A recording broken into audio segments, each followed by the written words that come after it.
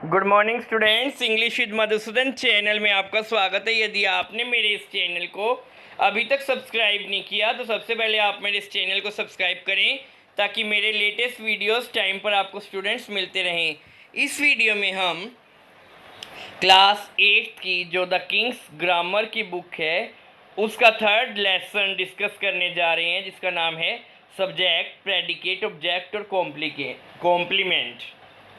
अब सब्जेक्ट क्या होता है? दैट समबडी डू, यानी कोई भी व्यक्ति कोई एक्शन कर रहा है या फिर उसकी कोई स्टेट है, उसकी कोई स्थिति है, तो उसको हम सब्जेक्ट कहते हैं। यानी जो काम करने वाला पर्सन होता है या उसकी कोई स्टेट होती है किसी पर्सन की, उसको ही हम सब्जेक्ट कहते हैं। somebody who does work or has a state is the subject in a sentence. She is waiting for you, वो आपके लिए वेट कर रही है। तो वेटिंग क्या है? यहाँ पे एक्शन है। She is a good student, वो एक गुड स्टूडेंट है, तो यहाँ पे उसका होना यानी वो स्टूडेंट है, तो वो क्या हो गया? अपने आप में यहाँ पे उसकी स्थिति होगी, उसकी स्टेट होगी। तो जो आपकी स्टेट और एक्शन को बताए, जिसके बारे में काम हो रहा है, यानी जो करने वाला व्यक्ति है, उसी को हम सब्जेक्ट कहते हैं। शी टीचेस इंग्लिश प्रॉपरली, वो अच्छे से इंग्लिश पढ़ाती है, तो यहाँ पे सब्जेक्ट शी हो गया। शी इज़ अ टीचर, वो एक टीचर है, उसकी स्टेट क्या है? वो एक टीचर है। जैसे यू आर ए स्टूडेंट, आपकी स्टेट क्या है? आप एक स्टूडेंट हैं। या फिर आप एक डॉक्टर हैं, you are a doctor, you are a student, you are a teacher. So she यहाँ पे सब्जेक्ट हो गया। You create so many problem, आप बहुत ज़्यादा प्रॉब्लम क्रिएट करते हो, तो यू सब्जेक्ट हो गया। द ब्रेवरी ऑफ विलेजर यहाँ पे सब्जेक्ट है। योर ब्रदर यहाँ पे सब्जेक्ट है। All the teacher of my school, यहाँ पे ये जो all the teacher of my school have been to UK, ये यहाँ पे सब्जेक्ट हो गया। इन ऑर्डर एंड रिक्वेस्ट, देखो ऑर्डर रिक्वेस्ट में आपको सब्जेक्ट गिवन नहीं होता लेकिन अंडरस्टूड होता है। अगर मैंने आपको कहा शट द डोर, दरवाज़ा बंद कर दो, तो नेचुरल है आपको कहा है तो यहाँ पे यू सब्जेक्ट होगा। तो इनमें यू हिडन सब्जेक्ट होता है। जैसे गेट आउट, यहाँ से बाहर निकलो, तो मैं ऑर्डर दे रहा हूँ ना, और आपसे कुछ मैं रिक्वेस्ट कर रहा हूँ, please give me some money या please give me a glass of water, तो यहाँ पे क्या हो गया? हिडन सब्जेक्ट हो गया यू। तो नेचुरली मैं आपको ही कह रहा हूँ तो आपके लिए हम यू वर्ड लगाते हैं, तो यू यहाँ पे हिडन सब्जेक्ट होता है। सो इस तरह के सेंटेंस में हम यू को सब्जेक्ट लिखते हैं। Sometime subject is used after the verb, generally क्या होता है? हमेशा सब्जेक्ट जो है वर्ब से पहले आता है, लेकिन पोएम वगैरह में हम स्पेशली देखते हैं, तो कई बार हम अपनी पोएम को एक खूबसूरत ढंग देने के लिए, ठीक है, हम क्या करते हैं? वर्ब के बाद सब्जेक्ट को लिख देते हैं। जैसे क्लाइंब अप द फ्लर्दी बॉय, तो क्लाइंब अप वर्ब पहले आ गई और द फ्लर्दी बॉय सब्जेक्ट बाद में आ गया। जंप्ड डाउन, तो जंप डाउन वर्ब पहले आ गई। Pussy into the well, pussy subject जो है। पुसी क्या होती? कैट, बिल्ली। बिल्ली कहाँ पे? कुएं में कूद गई, तो यहाँ पे ये सब्जेक्ट हो गया। So a subject either does an action और हैज़ अ स्टेट। सब्जेक्ट क्या होता है?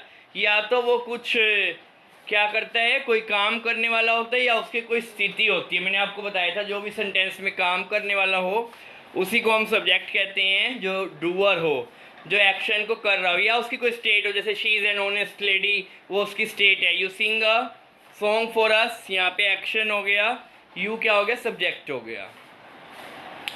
अब प्रेडिकेट, सब्जेक्ट को छोड़ के सेंटेंस में जो भी बचता है ना, वो प्रेडिकेट में ही आता है, ठीक है। बिगिनिंग यानी जो सब्जेक्ट के बारे में हमें डिकेट करे, जो हमें सब्जेक्ट के बारे में कुछ बताए, वही सारा क्या होता है? प्रेडिकेट। डिकेट का मतलब डिक्टेट, जो सब्जेक्ट के बारे में हमें बताता है।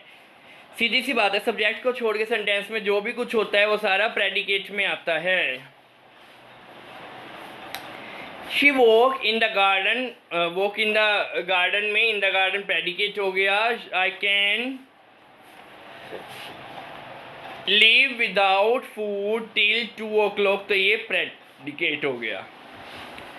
एग्जाम्पल देख लीजिए, सब्जेक्ट को छोड़ के जो भी हो प्रेडिकेट में आएगा। जैसे डायमंड कट्स, डायमंड, ये कट्स डायमंड प्रेडिकेट है। ट्रुथ नीड नो एविडेंस, सच्चाई को प्रमाण की जरूरत नहीं होती, तो नीड नो एविडेंस प्रेडिकेट है।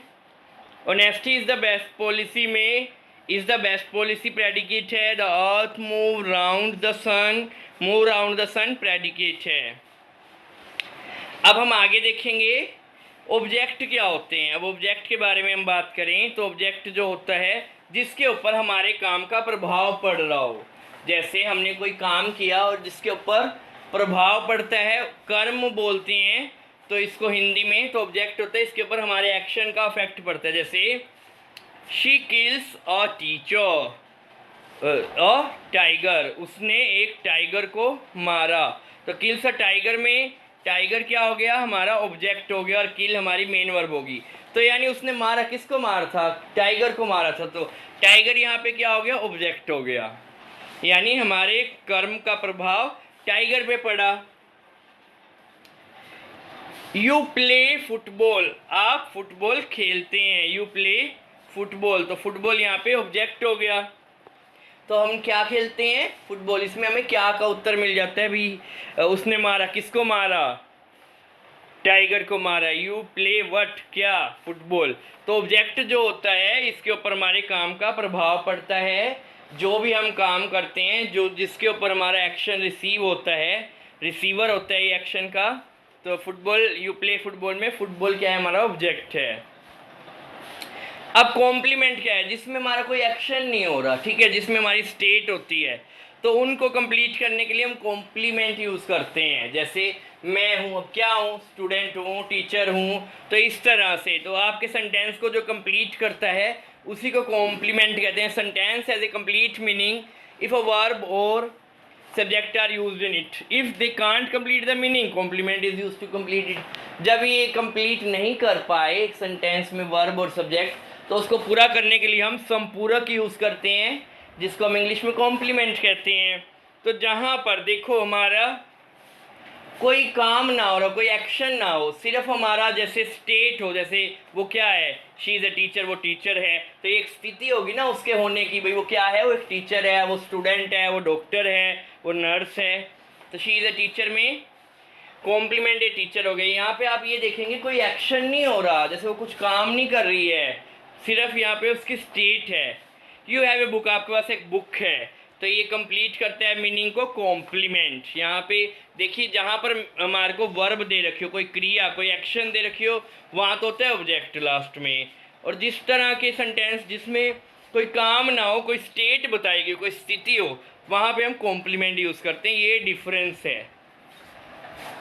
जैसे जहाँ पे इज एम आर सीधा यही लिखे हो, कोई मेन वर्ब साथ में ना जुड़ी हो, हैज़ हैव हो, मेन वर्ब ना हो, ठीक है, is am are was were has have हो, और कोई मेन वर्ब अलग ना हो, बस यही मेन वर्ब हो, इज एम आर ही यहाँ पे मेन वर्ब का काम करें।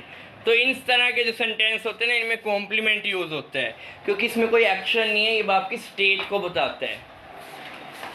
आशा करता हूँ जो मैंने आपको इस चैप्टर का ऑब्जेक्ट, कॉम्प्लीमेंट, प्रेडिकेट और सब्जेक्ट का जो बारे में आपको समझाया वो आपको अच्छे समझ आ गया होगा। Thanks for watching the video. अगर आपको वीडियो पसंद है इसे लाइक कीजिए, चैनल को सब्सक्राइब कीजिए, साथ में कमेंट कीजिए।